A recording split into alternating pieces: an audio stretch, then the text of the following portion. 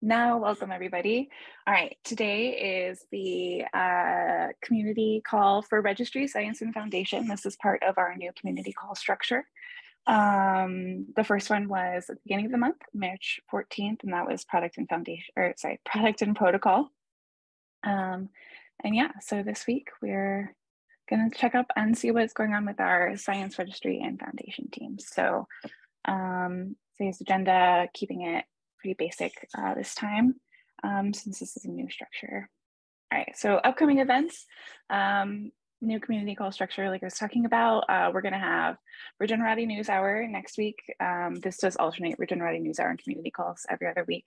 So next week is Regenerati News Hour, and then the following week on April 11th is gonna be Product and Protocol again, and then another Regenerati News Hour the following week on that Thursday, April 20th. And then 1 month from today exactly is going to be the next Registry, Science, and Foundation call. So if you enjoyed this one, make sure you mark your calendars for 1 month from today, same time, same place, and keep updated. Alrighty. With that, let's jump right in. Science, I think this is Giselle. Yes, hello, welcome everyone. For this first community call where the science team is presenting, I was hoping to give everyone kind of a brief introduction of the science team, explain why we have a science team, which I guess it's an often question that people might have. And I'd like to then move into what we are doing and where we're moving towards. So first of all, my name is Giselle Bullman. I'm the head of science at the Region Network Science Team.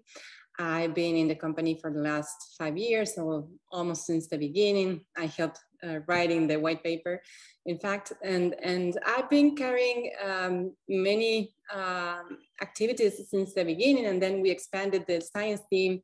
We got Sam first and Sophia Laker, who's not anymore with us because she went studying for a Master of Science. Then we incorporated Ned, and now also we have Rebecca Harmon, who is also helping us with the intersection between the registry and the science. Oftentimes, people think that the science team is within the registry or we are the same, but in fact, we have very different activities that we carry out. So, well, a little bit of myself, I'm a landscape ecologist with a PhD in landscape ecology. I'm a biologist. I would like Ned and Becca to introduce themselves briefly. I can go. So I'm Ned. My background is mostly in remote sensing. So most of my kind of research or scholarship has been around remote sensing. In Regen, I'm doing some remote sensing, but I'm on the science team, as Giselle mentioned, and just my main focus is on the environmental stewardship initiative. But I'm doing whatever I can. I've worked primarily in the biodiversity sector, so I'm trying to help out in that area, but helping out in other ways whenever I can. Thanks. And Becca, a little bit. Hi guys, I'm Becca. I am a soil conservationist agronomist by training. I have some published research around conservation ag related to smallholder farmers and bio-based soil amendments.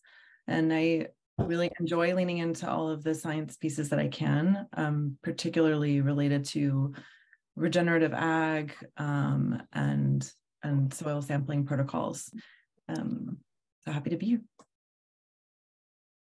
Okay, so moving into a little bit of history, we started working from the science team doing mainly research and development. I would say we started with in-house development because we wanted to wear the hats of the developers of methodologies, the monitors, and do our research to know what was the state of the technology so that we could leverage the power of satellites and remote sensing and machine learning and everything that's related to technology and science for the use of monitoring the outcomes from regenerative practices. So I'm going to talk a little bit about that. I'm saying outcomes, I'm not saying only carbon, which is something that also we advocate for. And so we started by creating some methodologies. So we can see there, for instance, we developed a methodology that is now being further developed by Ned for fiber shed which is an environmental stewardship project. So we were trying to use satellites in order to see if we could differentiate the parcels that were grazed before and after grazing happened. So we could verify that grazing was in fact happening. We created a methodology for that. We created monitoring methodologies to distinguish monocultures from polycultures in Ecuador, in cacao plantations.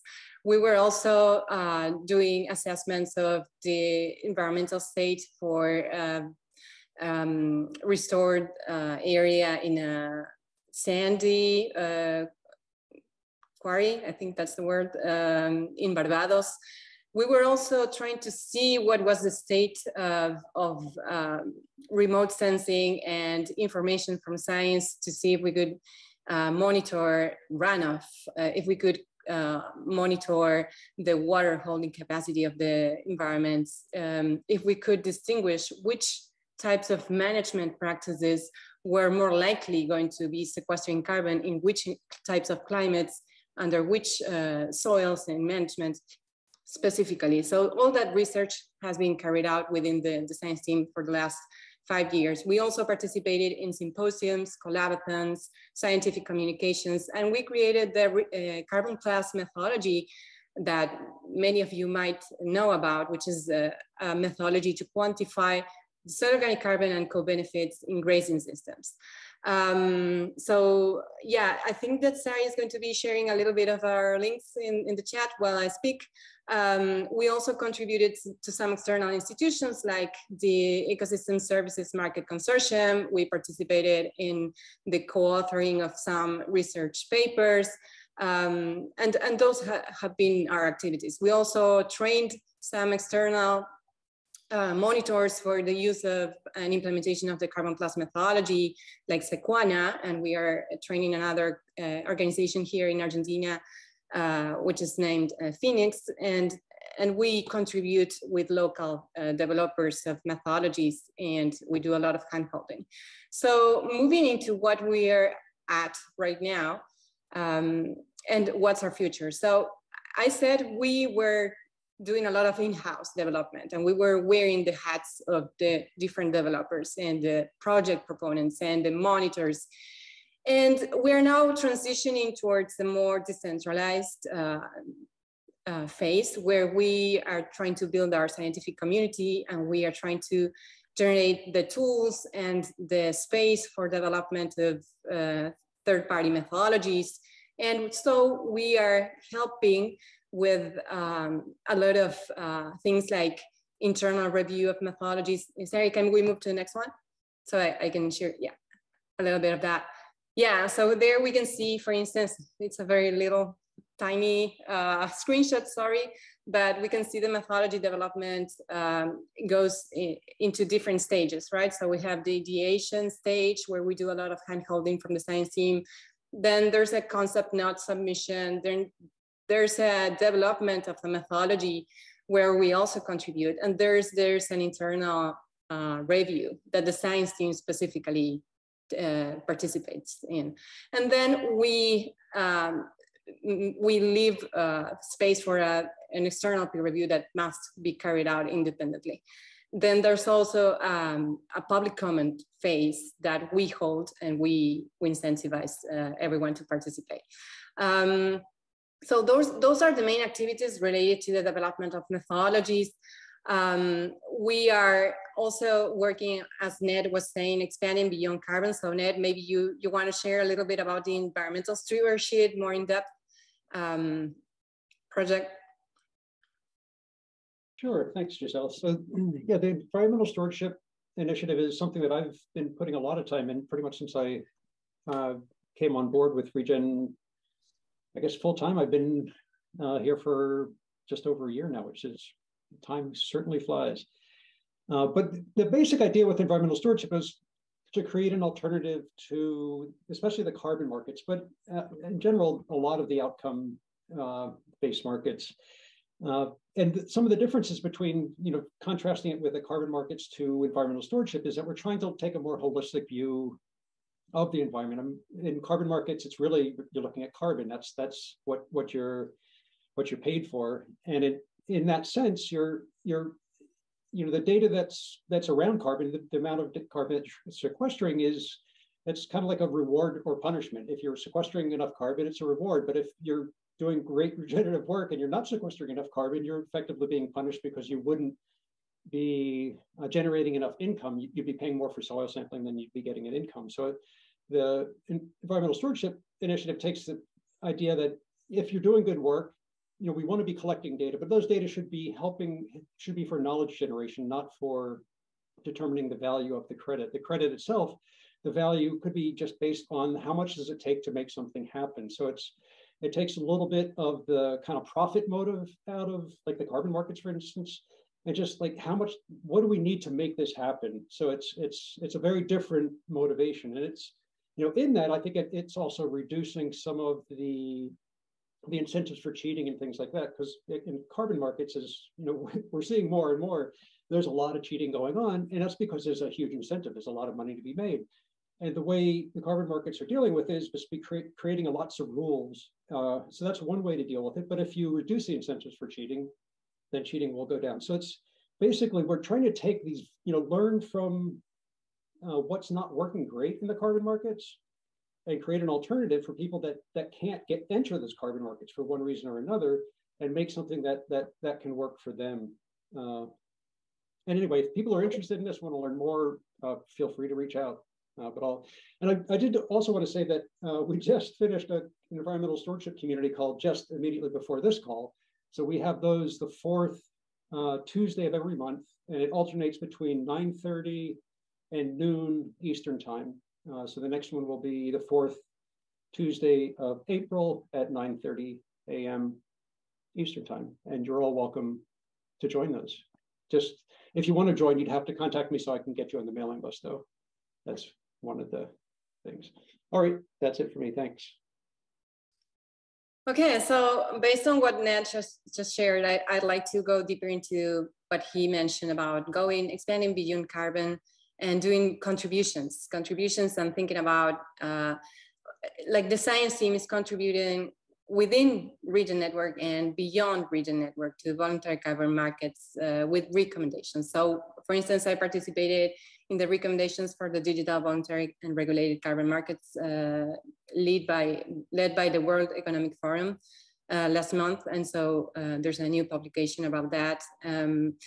We are also working with the Open team and Genesis International with a bigger project, which I call the Region Lands. We don't have a name for it yet, that is formal, but it's about generating GIS layers that could represent the solid organic carbon and some other outcomes more granular than just a global average for what's regenerative agriculture, regenerative management. So in rangelands management, in all the practices, regenerative practices that we could implement in agroforestry, in cropland. We don't have any information of what's the sequestration of carbon that comes from the implementation of specific regenerative practices in different areas of the world with different climates, different combinations of soil types and topography, etc. So that's the kind of information that we think it's going to be improving a lot the understanding and the importance of transitioning towards regenerative management globally. And it's more about solving some fundamental scientific questions beyond what we need only for the voluntary carbon markets. So we are working on that very actively. We are working on recommendations. We are working on the credits transparency. So we participate, TICA participates, NED participates, and I think Becca too in the ecological benefits framework to identify and generate iconography and more knowledge around the information that is linked to the credits. And based on that, also, we are trying to improve our internal transparency and to externals and to the marketplace itself, so that there's more information to make informed decisions for the buyers buying credits, and they can better understand what they are buying, what's the accuracy, and all the information that it's tied to the credits when they do their their decisions. And there's another project that I'm contributing to, which is the Bison project within the Collaborative Earth community of scientists, which is really awesome because it's based on a Shoshone community in Wyoming that it's rewilding the bison. So it has implications for local communities. We're exploring the soil organic carbon changes that could be outcome of the restoration of this keystone species in that environment.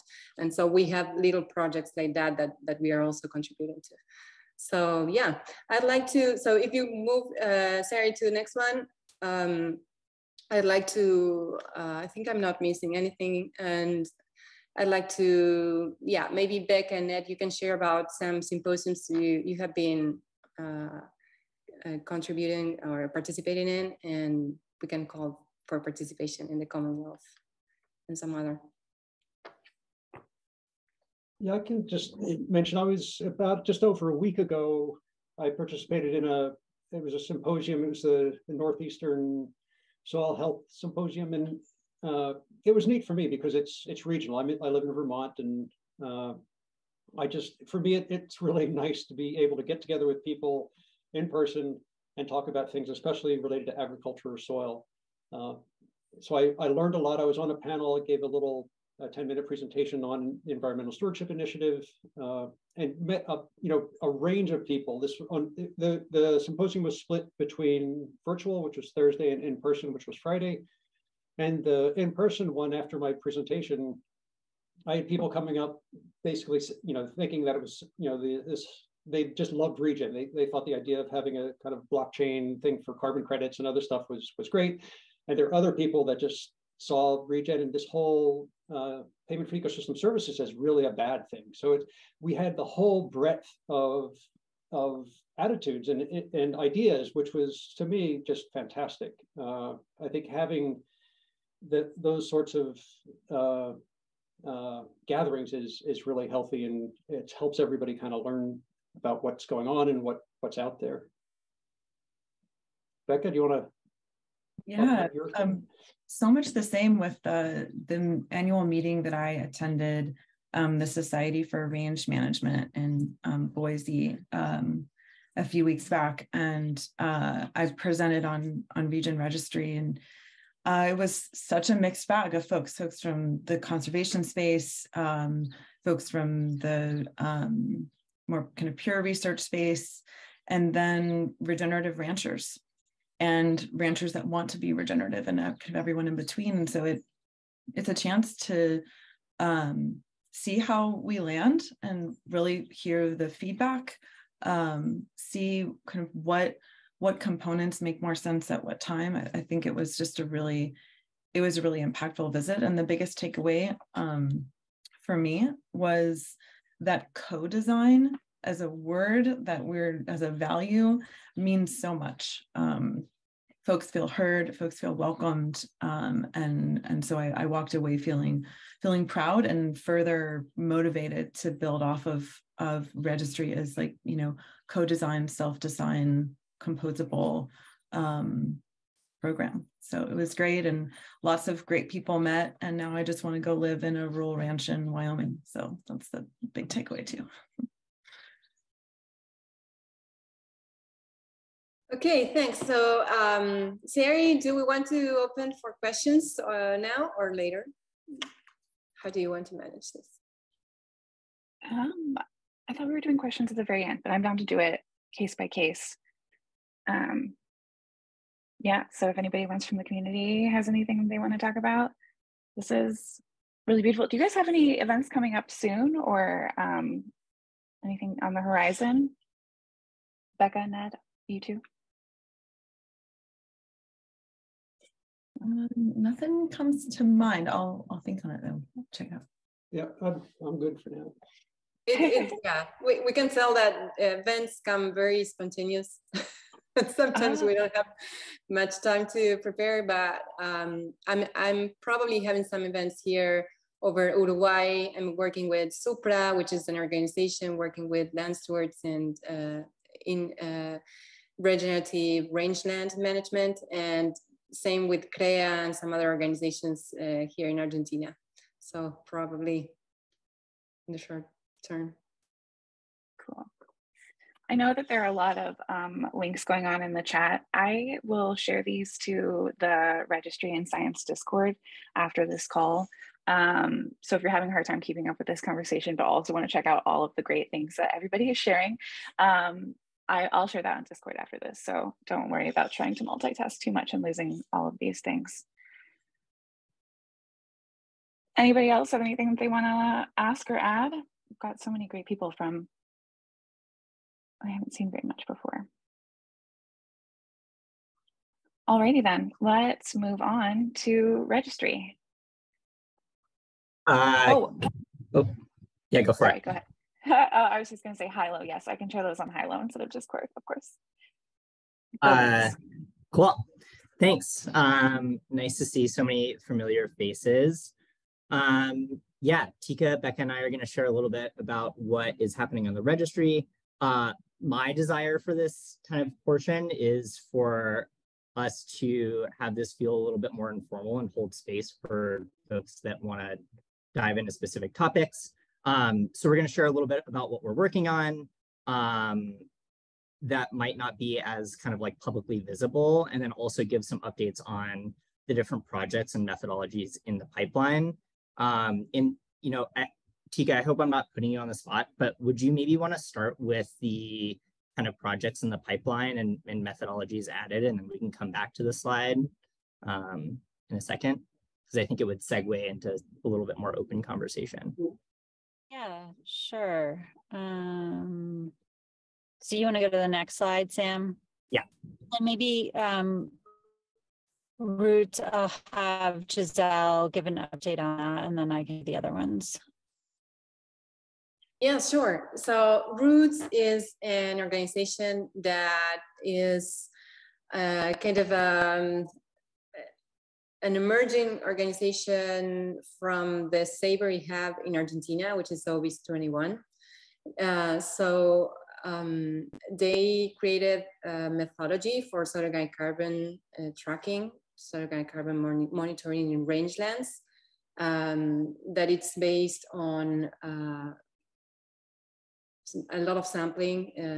So it's sampling and also using the GRASS methodology, which is kind of similar to the EOB methodology from Savory. So they connect through the Savory Hub in Argentina. They connect to million hectares, like 5 million hectares at least, of rangelands in South America, most of them in Argentina. And now they are going to be issuing credits from a very big property, which is the southern, how do you say that? The southern part, the most austral, southern property, sorry about that, in Argentina and also in the world, managing sheep, doing holistic management. So they have one reserve just within the property with penguins. It's a beautiful, beautiful property, and it's a very semi-arid landscape where if you don't do the correct management, they just turn the ground into dirt, into sand, essentially. So it becomes a desert very, very quickly. We have a lot of problems of desertification in Argentina, in the southern part of the Patagonia, and they have done a beautiful job. So you can see the green vegetation there and how they recovered all the area. It is probably, from the records we have, the oldest property as well that has been managed or holistically in Argentina. So they have a record of 14 years managing the property with this practice. Thanks, Giselle. So Courageous Land, we've been working with for probably a little bit over a year now, and they are doing agroforestry in Brazil. If you hop on their website, you'll see they also have a number of beyond developing a credit products that they're creating, cacao, acai, a number of different products that'll come from these lands. So they're working with folks as well to get a pipeline to sell those products. Their methodology is through our internal review, and they're just finishing up the credit class, and then both those pieces will go together to expert peer review in April. And so keep an eye out in our public comment, which you can track through our Getbook page. And that should come probably the end of April, beginning of May. That will be released into public comment. But yeah, next slide.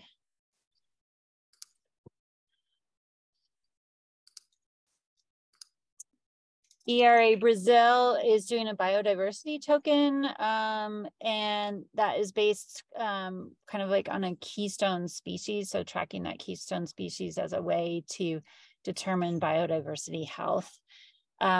Their methodology is also ready for expert review. They're finalizing the credit class. So kind of the same timeline as Courageous Land. They'll be in public comment the beginning of April, end of April, beginning of May.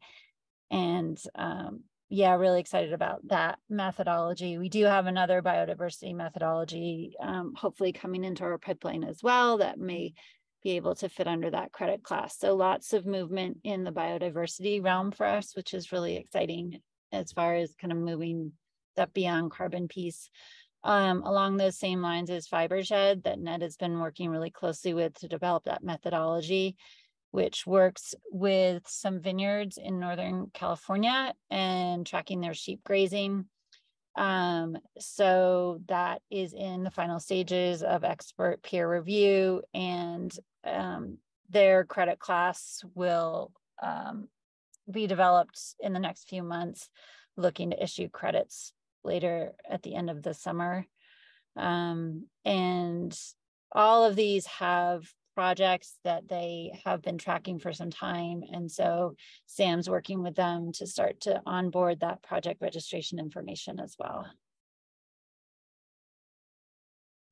Mm-hmm.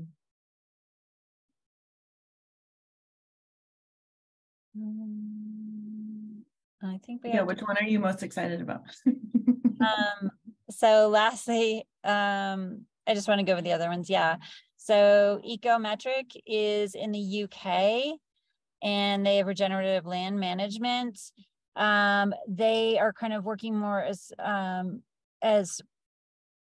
a hub, in that they have a lot of project developers that are coming to them now that they have this methodology developed and are interested in using that. So they are kind of a leader in the UK at this point in time for this kind of regenerative land management carbon credits. So super excited to work with them. Great team. And their methodology was added to the Regen library a couple of weeks ago as they went through public comment. They are working on their credit class at the moment as well. That should be done within the next month. And then Colshan Carbon Trust is our biochar methodology, which is up in Washington State. And their methodology has also been added to our library. They're also finishing up their credit class. These are their pilot projects, are small scale, in place burns and then spreading of the biochar. And then Colshan is looking to expand to building new methodologies. They're kind of chomping at the bit to start their next project. They're always going. So super excited to see them continue to develop biochar projects, but also start to move into some other realms. So I think that's a quick recap for everybody. Sam, if you want to circle back. Yeah, you can. I think, Sarah, you can just go to the next slide because I copy pasted the. Okay, cool. Oh, you're not. Okay. You want to go up 2 slides? More. Before we shift, can I come back to my question now? Tika, which one most excites you out of all of those that you just shared? Oh, I'm excited about them all. They're all great. They're all such amazing partners. They've all done such great work through our internal review process, really dug into making high quality methodologies, super responsive, really fun to work with. So I can't say I have a favorite. It's like my babies. I love them all. Well, Siri, would you mind going back 2 slides?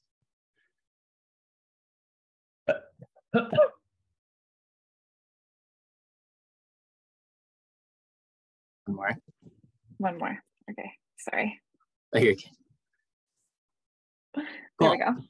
Sweet. So thank you, Tika, for giving kind of an update. And I think that what I want to kind of share about today is the things that we're working on internally that folks might not get as much visibility to as we're kind of working through this process of onboarding a suite of methodologies and credit classes and different projects.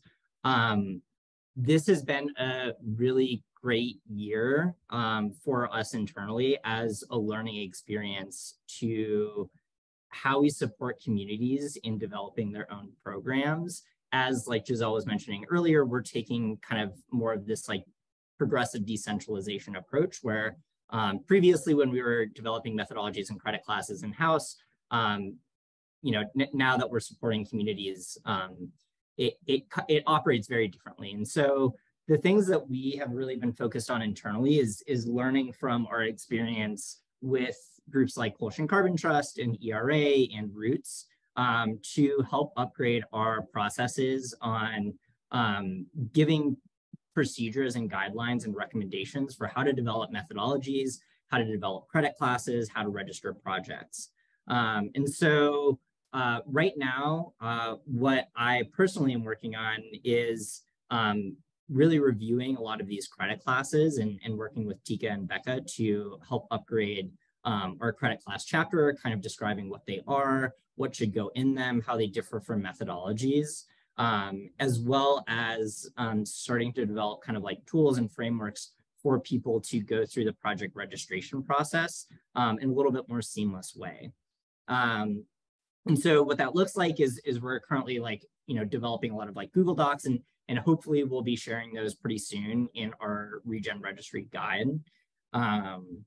Similarly, we're also starting to engage in the high-low space a little bit more, and I'll let Becca share about that.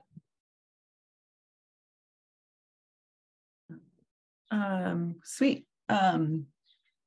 So I am so glad to hear Howard pipe in and say that you want something shared in high-low. It's music to my ears because high-low is a platform for community connection and collaboration. And it's one that we have played around with and explored for a while. And we've kind of made the call, like this is something that we're going to use as a landing place for our community. And that looks a couple of different ways. It's like, we know that we need to be able to be kind of more accessible as a team, as kind of registry and science, and that community folks need to be able to connect with each other more easily, like pulling conversations and questions out of email and placing them in an open platform where we can all kind of more collaboratively answer questions and support each other and direct people into like meaningful groups, kind of co-working groups. So I'd love to actually share my screen. If now is a good time, unless we want to just do summary now and then dig in later. Sam, Tika, do you guys have preference? Is that cool? All right. So Siri, could you let me share my screen? Can you give me permission, please? And what we have now in terms of this high-low space that I'm going to share is really the first iteration of, I think, what we can do. And it is really the fruit of all of the community when it gets to a certain point. And so right now, what you see here is the Regen Registry main group. And this is the stream where, much like other platforms, you can kind of scroll and see what's what's new, what discussions are being shared, what's happening. As folks might know here, there are a lot of different actors that engage with us. And it's not just methodology developers, but it's experts in different fields. It's practitioners and producers, other entities that kind of want to figure out how to dock in with us and work with us in different ways. And so this is the place to start and introduce yourself and find different resources. So you have some resources on the side here, like the registry homepage and Built on Regen, a gallery of all of our active methodology and project developers, and then our guide. Some cool functionality that we're playing around with here is listing all of the events, so we can really build out not just the current events through Region Registry and Science and Region Network, but your events too in the community, and building out this space to show current projects in a way that's both accessible, but can allow you to kind of jump in more in depth. And then the cool part here, you get to see under the hood too with some test spaces, which is cool, is all of the groups nested within the main Region Registry group. So you have these topical methodology groups, like ocean-based methodologies, grasslands, agroforestry, environmental stewardship, the one that Ned was sharing about. And these are spaces to go and meet folks that are working on in the same area with the same challenges, maybe at different stages. So we have these topical methodology groups, as well as ones like public comment discussion that is intended to facilitate dialogue around active public comment periods. So with all of this, we fully recognize that nobody wants a new platform, but that we want something clean that feels cleaner than Discord. It feels more approachable than Twitter, and somewhere where people can really find deep collaboration and support from our team. That being said, we're really open to feedback all along the way. Welcome it in terms of what needs you might have, or what's not working, or what is working. So this is really just the very beginning of this process, and I'm excited to see it start to take shape.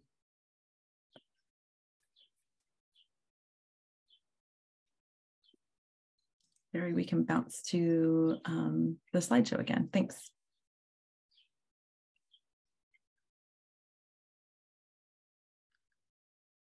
How big is the Hilo community now? Do you have stats on that?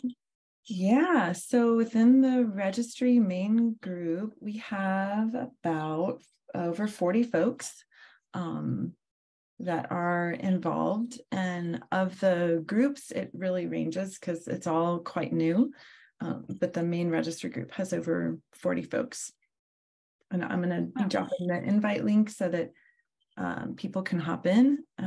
So Hilo invite, it will be in chat.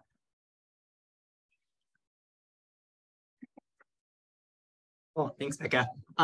Yeah, and I know that we have the foundation section, and so maybe I do want to hold space for folks that have questions on the registry or what we're working on to chime in, but maybe it makes sense to move on to foundation first. All right. Well, how do you feel about that? Fine with me. Cool. Let's do it. Will, all you. Okay, hi everyone. I'm standing in for our executive director, Austin, who is down in Ecuador at the moment, along with Gregory. So this is a little bit of a placeholder today. There's a number of things moving at the foundation, but not everyone here to present them. I will cover a few things though. And actually, Shyla, if you would like to speak about Chamadao, I'd be happy to pass the mic over to you. Sure. Okay, here you go. Absolutely. Hi, everyone. And I just want to say, Sari, thank you so much. I remember us visioning about this and talking about the creation of this. And I think it's absolutely brilliant. I've learned so much about so many different things. And I think that's exactly what the aim was. So take. Unfortunately, Nena also couldn't be here because she's in Indonesia in the moment. And I think it's like 1 a.m. or 2 a.m. there. So I'm the only one here with Will, but I'm happy to be here. Some of you may know about Chamadao and the work that we've been doing for researching the different methods we can basically reward land stewards and give them incentives to continue doing the great work they're doing. And for those of you who don't know what a chama is kind of like a Stockville or a mutual aid group, cooperative, if you may.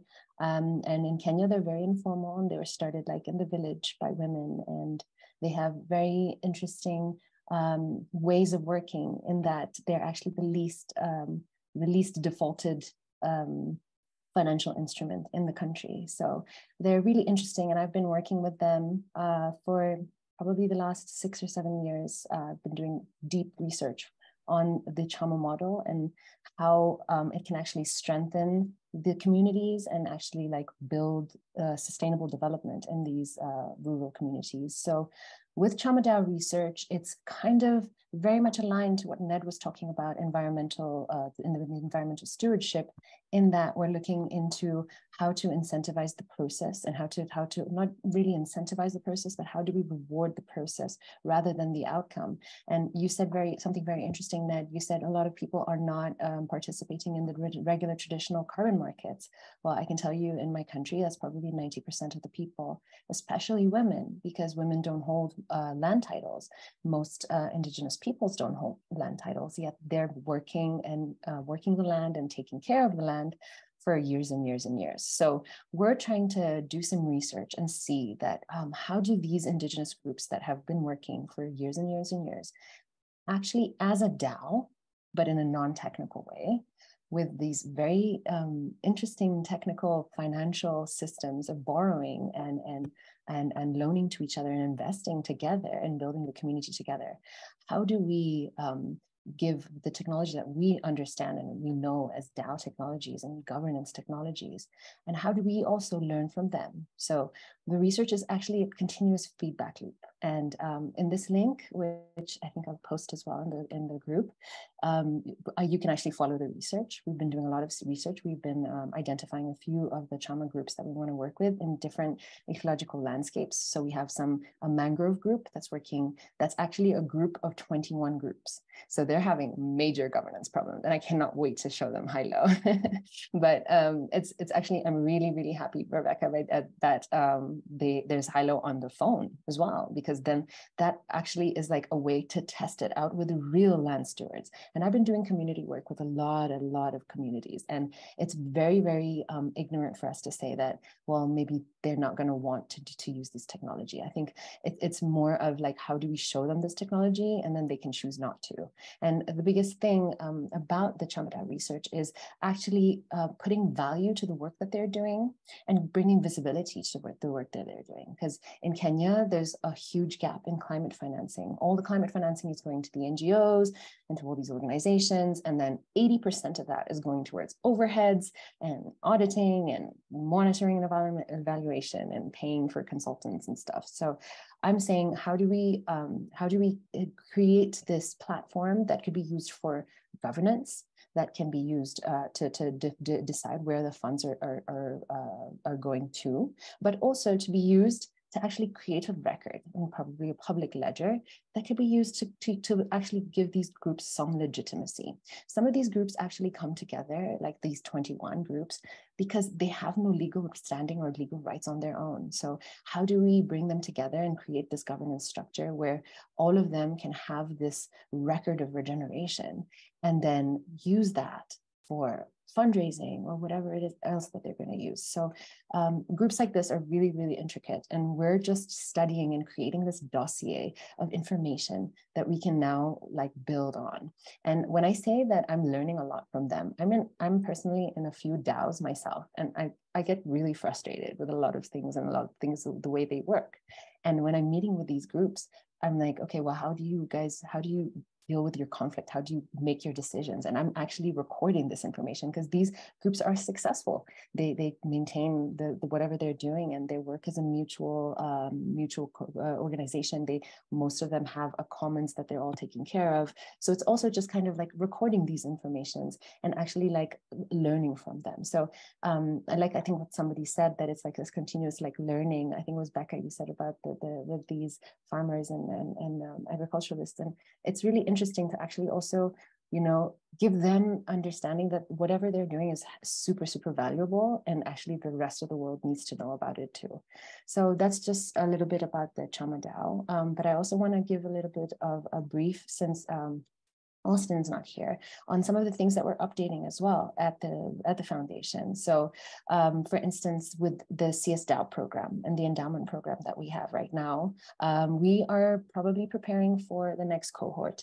And when I joined, I was looking at the prioritization matrix, and I was looking at different indigenous communities in Kenya and literally in Africa in general. And a lot of the questions were a bit restrictive for the prioritization matrix of how and who the groups that we were working with are. So we're tweaking that a little bit, and I would want to open that up for public process. So we're probably going to be using Hilo soon. I know that's going to make Becca smile as well.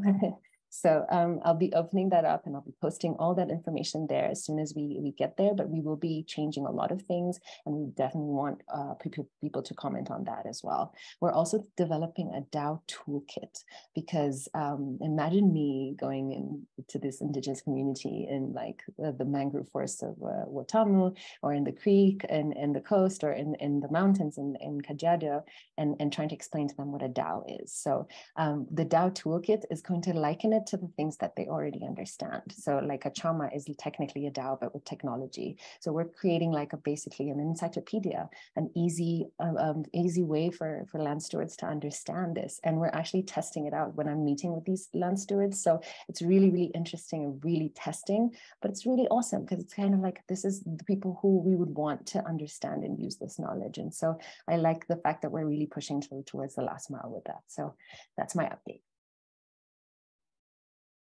Awesome. Thank you, Shaila. Great to have you on the call here and for you to walk us through all that. Guess I'd also call out that just other info on this slide. So the Foundation and R&D had put out this tokenomics request for proposals on Commonwealth, and there have been a few submissions, some of which have been quite lengthy. And we've just been in correspondence with these different community submissions to try to have some kind of walkthrough call where people can present and talk us through. So one of them was put in by Todd Youngblood on behalf of a whole cohort of people, and we're working to schedule a call next week, and that should be showing up on the community calendar, and we'll publish more info about it as soon as we have it. And I'd also just say, if anyone, I see there's some community staking DAO members here. If any of you have anything you'd like to share, you're welcome to do that.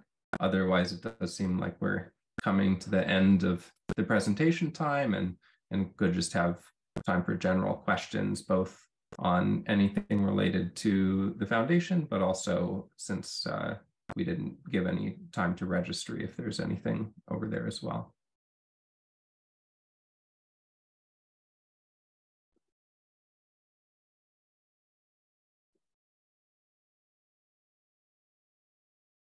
I've got a question for Shayla. You're working with 21 different groups. What did the process of like connecting with those groups look like for you guys? Like, I don't know, that's exciting for me. How did you build that community in the first place? Yeah, so that's a great question. Actually, it's not 21 groups. One of the groups in the coast is a group of 21 groups. So we're working with 3 different bioregions. There's one at the coast that's dealing with the mangroves and mangrove restoration and prawn conservation and stuff like that. There's another one which has a mountain, and they have 18,000 hectares, and their community group has been taking care of it with no help from the government, no help from any NGO. These are all self-autonomous groups. And then there's the 3rd group, which is in the city, which is cleaning up a river that's completely like just horrible and dirty.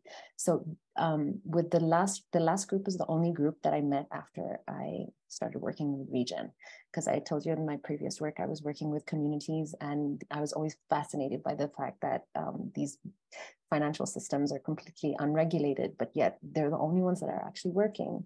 And in Kenya, it's almost probably 1 in 3 Kenyans is in a trauma, just because credit is so, it's ridiculously, like my mortgage is like 26%. You see, so it's easier for you to be in a trauma and to be in multiple traumas and borrow your money that way and do investment decisions that way. So, and also there's like a very strong sense of community. So most people just have this group of people who they invest together and they do that work together. So I was always fascinated by that. And my years of research has gotten me to develop these kind of relationships with people as well, because it's easier for me to get also information from them and be able to sit down with them and actually understand their intricate problems, because these are not things that you would just hang out, you know, this is problems within governance, within your private financial group, you know, so it would definitely took a while for us to develop the relationship with them. But I'm still on the hunt for more, because I want different ecosystems, different like regions. So I'm looking for someone who's doing like a fisherman's kind of group as well, so that we can have some kind of variety as well. Yeah. But like I said, we still have 6 more months of research. So I'll just keep posting and publishing about it too. Oh, that's amazing. And where are you posting and publishing your work? Like, where can we go to follow you? Did I miss that maybe? Yeah, I posted the link. That's just the Medium, but I think we're probably going to start some kind of group on Hilo, and then we can just keep posting it there. Cool. Awesome.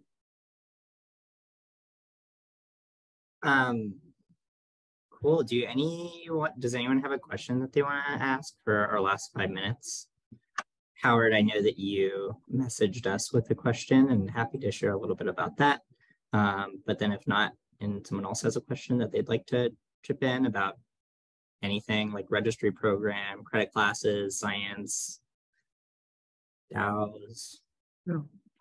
If I may, I would like to turn the topic to regenerative agriculture and having the methodologies to establish the baselines and be able to move conventional agriculture to regenerative. Do we have a line of sight on methodologies that would be suitable for the registry and allow the watershed value and the nutrient and all that to count toward eco credits? Is there, could I get an update on how Regen's thinking about that?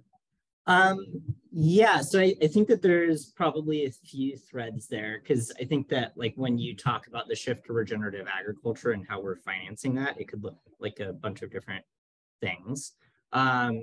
If you're thinking about transitioning to regenerative agriculture and interested in carbon credits, Climate Farmers does have their methodology, which is based off of the Rothsey biogeochemical model that can be used for a more outcome-based carbon credit route. But I think one group that would be interesting to track is Carbon A-List, which is Christoph's group. They, as part of our grant round last year, produced a framework for developing natural capital assets. And we can share that link here in a little bit.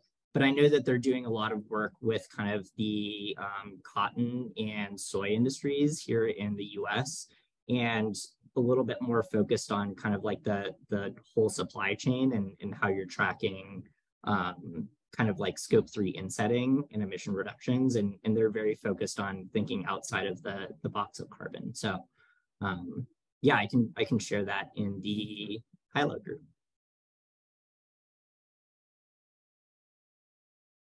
Thank you. I see Becca shared that. Thanks, Becca.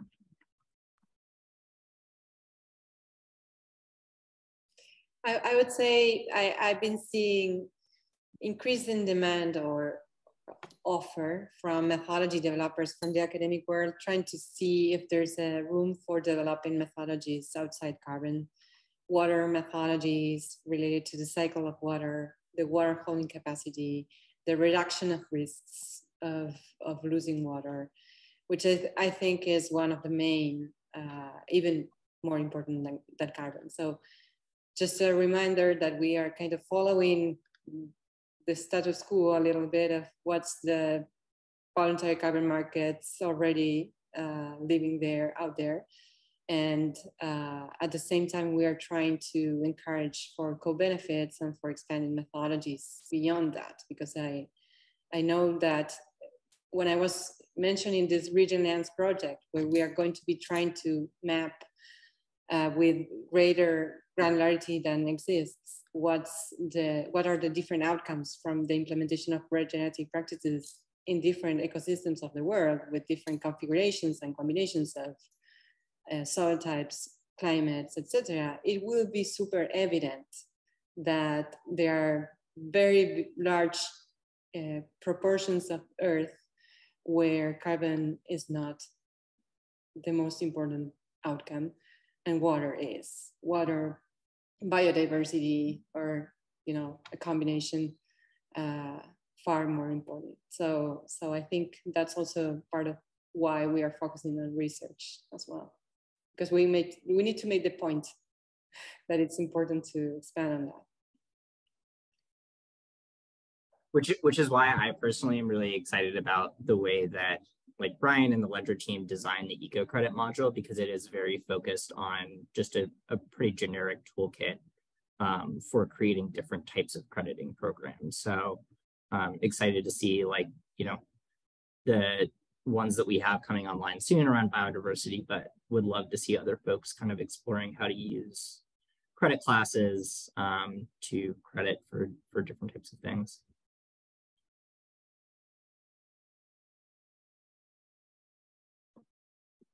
I have a question about the plastic methodology development, and if there's anything in the pipeline on that. There is a ocean plastic reduction method, but that is actually happening from this group Empower Chain that created their own Cosmos chain to serve as their own registry. So yeah, if you go to, I think it's like on Twitter, just like Empower Chain, they're doing a lot of work with plastic. And I personally am really excited to see that because they just developed their own application-specific blockchain, which is pretty cool. So, Ed, do you have a question? Yeah, just a comment. I was on a farmer made a comment recently, a regen farmer that had, he's at Scaly. I don't know how many acres he's got, but it's probably quite a lot. And he brought up the point, he said, I stopped killing in 1985. And he goes, you wouldn't believe how many, at this point, hundreds of thousands of dollars of fossil fuels I haven't used because of that. And he said, even when he's planting now, he does work for his neighbor that tills and everything. And he said, when I pull my cedar in my cover crops, my gas usage is reduced by about 30% compared to when I pull on bare ground, tilled ground, conventional ground. And then he also said, my nitrogen reduction has been huge amounts. Of course, that's the number one CO2, fossil fuel on most farms is through their nitrogen. So I just thought that was neat because he goes, I don't want to, it's not about my carbon. It's like nobody's thinking about all the carbon I'm not using because I've switched to regenerative. And I just thought that was an interesting comment he made that I don't hear very often. So thank you.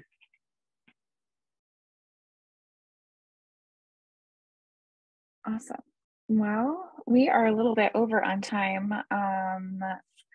Team, did you guys have anything else you wanted to add before we sew this thing up? No? All right, cool. Well, I do. Just a quick gratitude for everybody for showing up and taking time to be on this journey with us. Your participation and voice are really critical. So thank you. And let's keep at it.